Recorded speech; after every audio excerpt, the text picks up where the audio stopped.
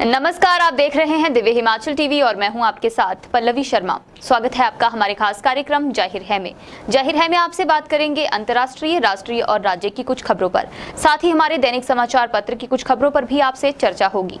शुरुआत करते हैं अंतर्राष्ट्रीय खबरों के साथ। पाकिस्तान में सियासी ड्रामा लगातार जारी है। इमरान खान के अविश्वास प्रस्ताव में हार के बाद नए प्रधानमंत्री के चयन को लेकर हलचल तेज हो गई है।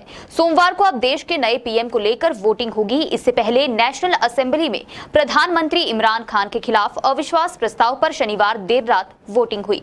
इमरान खान को करारी हार का सामना करना पड़ा। खान देश के इतिहास में ऐसे पहले प्रधानमंत्री बन गए हैं जिन्हें अविश्वास प्रस्ताव के जरिए हटाया गया है।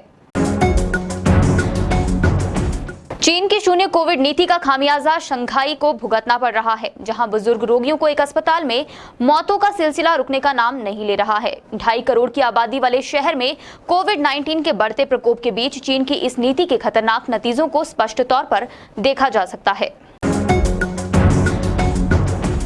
व्हाइट हाउस ने उन रिपोर्टों को खारिज कर दिया है जिसमें कहा गया था कि अमेरिका द्वारा रूस पर लगाए गए प्रतिबंधों को अन्य देशों में लागू करने पर भी विचार किया जा सकता है। व्हाइट हाउस ने कहा, यह प्रत्येक देश का अपना निर्णय है कि वह रूसी तेल का आयात करने जा रहा है या नहीं। अमेरिका के उपराष्ट्रीय सुरक्षा सलाहकार दलीप सिंह ने अपनी भारत यात्रा के दौरान रूस से तेल नहीं खरीदने की चेतावनी दी थी। अब नजर डालेंगे राष्ट्रीय खबरों पर। 6 माह तक लगातार बिकवाली के बाद विदेशी पोर्टफोलियो निवेशकों एफपीआई का रुख बदला है। लगातार बिकवाली के बाद अब विदेशी निवेशक फिर से भारतीय बाजार में पैसा डाल रहे हैं। एफपीआई ने अप्रैल में अब तक भारतीय शेयर बाजारों में 7,707 करोड़ रुपए का शुद्ध निवेश किया है। श्रीनगर में इस वक्त सुरक्षा कर्मियों और आतंकवादियों के बीच मुठभेड़ चल रही है। अब तक इस ऑपरेशन में एक आतंकी को मार गिराया गया है। कश्मीर के पुलिस महानिरीक्षक विजय कुमार के मुताबिक ऑपरेशन अभी जारी है। उन्होंने कहा, पिछले दिनों सीआरपीएफ जवानों पर हमला करने वाले एक आतंकी को मार गिराया गया है, जबकि दूसरे को सुरक्षा बलों ने घेर रखा है।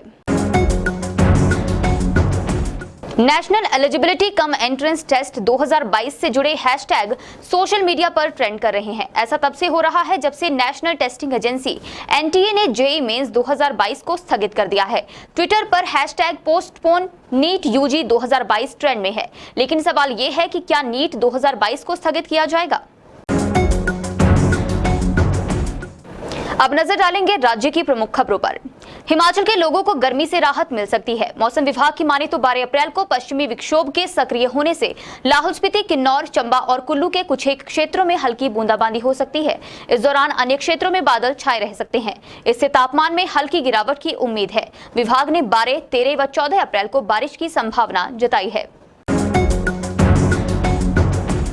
हिमाचल प्रदेश के ऊना में पुलिस थाना हरोली के तहत भंडियारा गांव में एक युवक को बिजली के खंभे से बांधकर पिटाई करने का मामला सामने आया है। युवक की ये पिटाई लड़की के साथ छेड़छाड़ करने के आरोप में की गई थी। 30 मार्च को हुई घटना के दौरान युवक को नाबालिग लड़की से छेड़छाड़ करने के आरोप में पीड़िता के परिजनों द्वारा खंभे से बांधकर पीटा गया। वहीं पुलिस को भी मौके पर बुलाया गया।